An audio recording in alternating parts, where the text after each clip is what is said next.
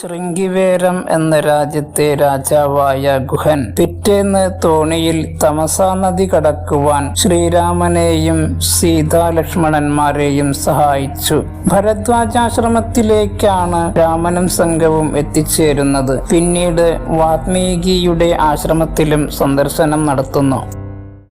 വാത്മീകിയുടെ ആശ്രമത്തിൽ നിന്നും രാമസീതാ ലക്ഷ്മണന്മാർ ചിത്രകൂട പർവ്വതത്തിലേക്കാണ് പോയത്. അവിടെ പർണശാല നിർമ്മിച്ച് താമസിക്കുവാൻ തുടങ്ങി.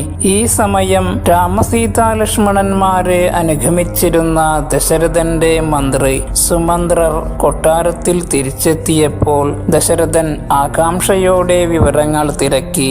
ഈ സന്ദർഭത്തിൽ കൗസല്യയും വേദനയോടെ കൈകേയിക്ക് വശഗതനായ ദശരഥനെ കുറ്റപ്പെടുത്തുന്നത് കാണാം. കൈകേയിക്ക് രാജ്യം കൊടുത്താൽ മതിയായിരുന്നു, അതിനെ രാമനെ കാട്ടിൽ വിടണമായിരുന്നു. ഈ വാക്കുകൾ കേട്ട് ദശരഥൻ തനിക്കു ലഭിച്ച ശാപത്തിന്റെ കാരണം പറയാൻ തുടങ്ങി.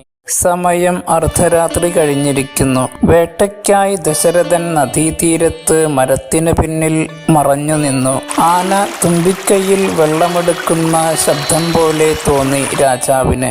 അദ്ദേഹം ശരമയച്ചു. പെട്ടെന്ന് ഒരു മനുഷ്യന്റെ കരച്ചിലുയർന്നു. ശബ്ദം കേട്ടിടത്തേക്ക് ദശരഥൻ ഓടിച്ചെന്നു. പ്രാണവേദനയോടെ ആ യുവാവ് പറഞ്ഞു, അന്ധരും വൃദ്ധരുമായ മാതാപിതാക്കൾക്ക് ദാഹിക്കയാൽ ജലമെടുക്കാൻ വന്നതായിരുന്നു ഞാൻ. ഇതുകേട്ട് ദശരഥൻ ക്ഷമയാചിച്ചു. എന്റെ കർമ്മം ഇങ്ങനെയായിരിക്കാം, ഇതുകൊണ്ട് അങ്ങേക്ക് ബ്രഹ്മഹത്യ പാപം ഉണ്ടാവുകയില്ല.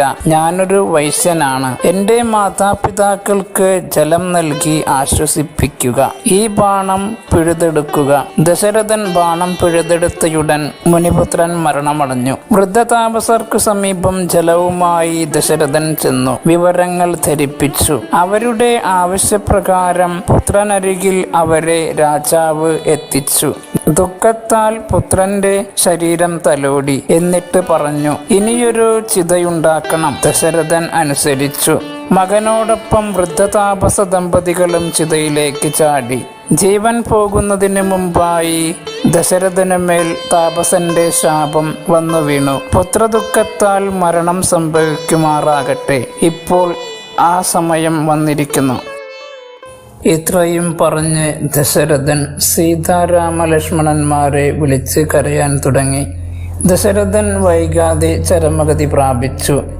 കേകയ രാജ്യത്ത് പോയിരുന്ന ഭരതശത്രുഘ്നന്മാരെ ഭടന്മാർ മുഖേന വിളിച്ചു വരുത്തി. ദശരഥന്റെ സംസ്കാര ചടങ്ങുകൾ നടത്തി. ശേഷം രാജ്യം ഏറ്റെടുക്കുവാൻ ഭരതനോട് ആവശ്യപ്പെട്ടു.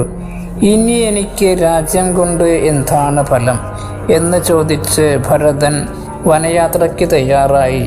ഒപ്പം കൈകേയി ഒഴികെയുള്ള അയോധ്യാവാസികൾ ആന, കുതിര, വാദ്യങ്ങൾ തുടങ്ങിയ അലങ്കാരങ്ങളും താപസവേഷധാരികളായാണ് ഭരതശത്രുഘ്നന്മാർ പുറപ്പെട്ടത്.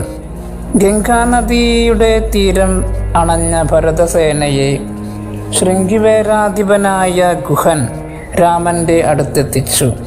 രാമനോട് കൊട്ടാരത്തിലേക്ക് തിരിച്ചു വരാൻ ഭരതൻ അഭ്യർത്ഥിച്ചു. രാമൻ ഭരതനെ സമാശ്വസിപ്പിച്ച് ഭരതന്റെ ആഗ്രഹപ്രകാരം തൻ്റെ മെതിയടികൾ സമ്മാനിച്ചു. ഭരതൻ ഭക്ത്യാദരവുകളോടെ സ്വീകരിച്ച് അയോധ്യയിലേക്ക് മടങ്ങി. പാതുകവുമായി വ്രതത്തോടെ ഭരതശത്രുഘ്നന്മാർ നന്ദിഗ്രാമത്തിൽ ചെന്ന് പാതുക പൂജ ചെയ്ത് വസിക്കാൻ ആരംഭിച്ചു. ഇനിയുടെ താമസിച്ചാൽ ഭരതൻ വന്നേക്കുമോ എന്ന് ചിന്തിച്ച് രാമനും സംഘവും അത്രിയുടെ ആശ്രമത്തിലേക്ക് പോയി. അത്രിയുടെ ഭാര്യ അനസൂയ സീതയ്ക്ക് കുറിക്കൂട്ടുകളും അംഗരാഗവും നൽകി അനുഗ്രഹിച്ചു.